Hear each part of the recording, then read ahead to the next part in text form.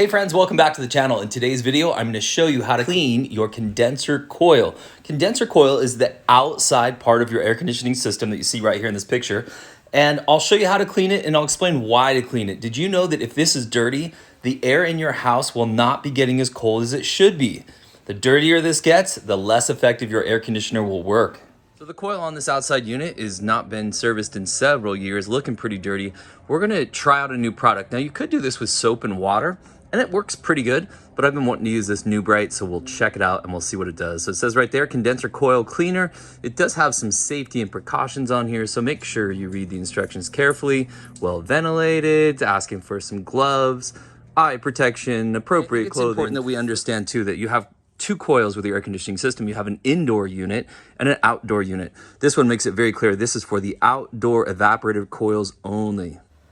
So the main reason we want to keep this outside unit as clean as possible is that the cleaner those fins are, or the coil is, then it will do a better job of dissipating the heat. What that means in the house is that it will cool your house better and more efficiently. It will cost you less money to cool your house. Okay, let's do step one first, which is make sure we turn off the power to this system. So what I'm going to do is turn off the power to the furnace on the inside of the house, and I'm also going to turn off the power to this outside part. The reason we turn off the inside part is that our thermostat is sending a signal down to this condensing unit when it's calling for cool. So we just want to make absolutely sure that we're not going to get any of these electronics or any of the wires wet that could possibly have electricity going through them. So I'll come out to my electrical box. I can see that my air conditioning is 1 and 2. Also my FAU is 14. FAU is that indoor blower or furnace. So let's turn off 14. Let's turn off 1 and 2. And then just out of redundancy to make sure that we're safe, I'm also going to go to this disconnect. I'm going to open this one up. Now this is where you might want to make sure that you know what you're doing here. This should not have power going to it because we've turned it off at the breaker. And we'll pull out this disconnect anyway, just to kind of make sure that we're being as safe as we possibly can. And then we'll close that up.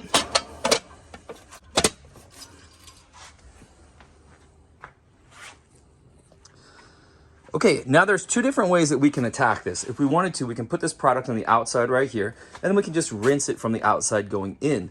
However, this condenser has not been cleaned in a while. It's got a bunch of debris on the inside here. So let's take this top off right here carefully, and then we'll dive into a little bit deeper of a clean. So the bit I'm gonna use is a 5/16 to take out these screws right here. Don't lose them.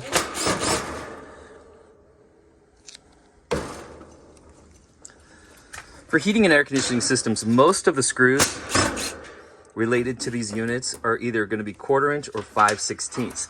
They do sell some 6-in-1s that have both of those two sizes that you'll see a lot of the HVAC guys use. I'll put links down in the description to both this coil cleaner and this bit right here, and also a 6-in-1 that's a pretty handy one if you're going to try to take on this job. All right, I'm going to get these and I'm going to put them in a safe spot. Now this top fan piece is all going to pull off, and I want to notice here's my wires right here. I want to carefully pull this to the side, but I also want to be very aware that I don't want to put too much strain on these wires. So I can have it sit right up here and that'll work just fine. Now we can access this inside part. I'll get a little vacuum and we'll clean up this inside. This is a nice, small, portable, but powerful wet dry vac if you're shopping for one. Again, I'll put this down in the description as well. This one works pretty well and fits on the truck, really nice and easy.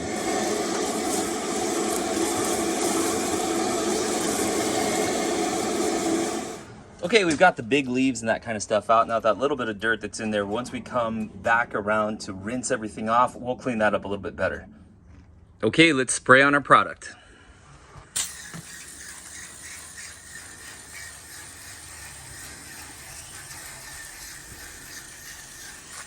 This is gonna foam up, so it's gonna kind of get in those little nooks and crannies and then foam up.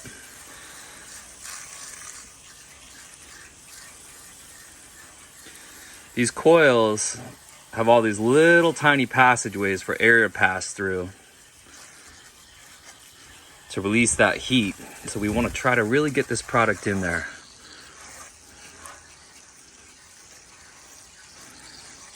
Ooh, look at that foaming up.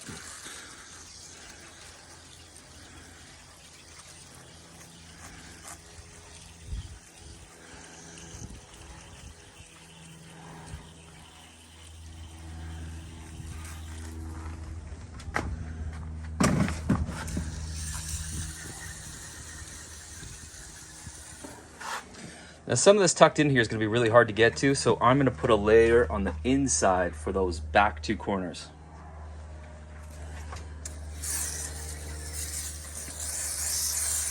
Looking good. We'll give it 10 minutes and come back. Okay, it's been about 10 minutes, so let's dive in and take a look. All right, so here it is foaming up. It looks pretty good. I have to say, if I did it again, the next time I use this product, I would try to be a little bit more even with it. And also, I feel like I kind of ran out of the product and had to go a little bit thinner than I wanted to, especially like on the inside here. So it does look like it's working pretty well. And the reason I say that is that it kind of went on white and now it looks pretty kind of tannish with dirt coming out. So let's go ahead and rinse this off and then we'll take a look at the final product. When we're rinsing this off, the water needs to be very, very low. These little fins are very fragile. So much pressure here, we start bending them up. And when we bend them up, now our unit's not gonna work as well as it should. All right, here we go. If you have a little sprayer end that go on the hose, that can work pretty well too. Otherwise, just turn it way down like this. Take your time, take your time.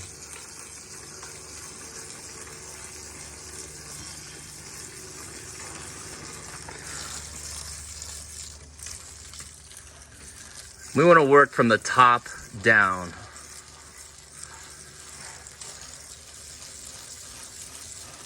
Let's see some of that grossness coming off there.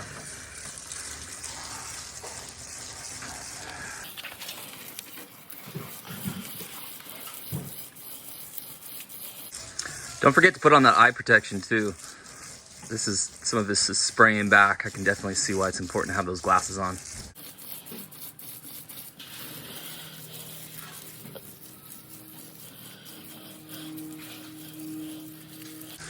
Wow, I know it's still wet, but this looks so much cleaner.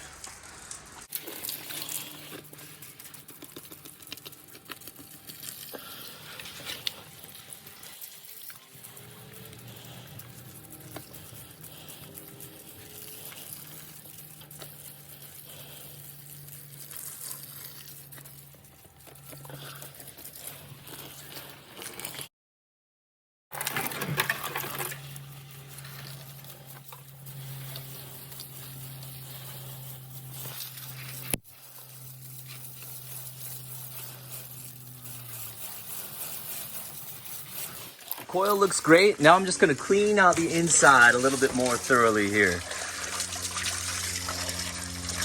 So now I've turned the hose up and I'm going to keep it off of the coil and just see if I can stir up some of this dirt, maybe try to clean that out a little bit.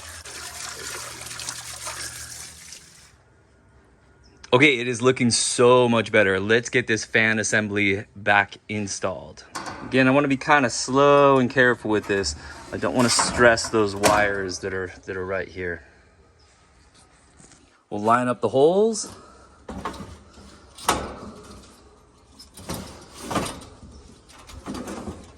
There we go. Put in our screws.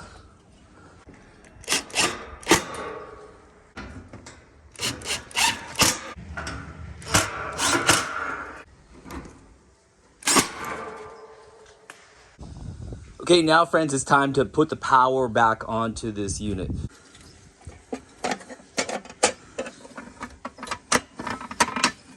Now again, as a homeowner, if you're not sure on how these disconnects work, I would call a pro.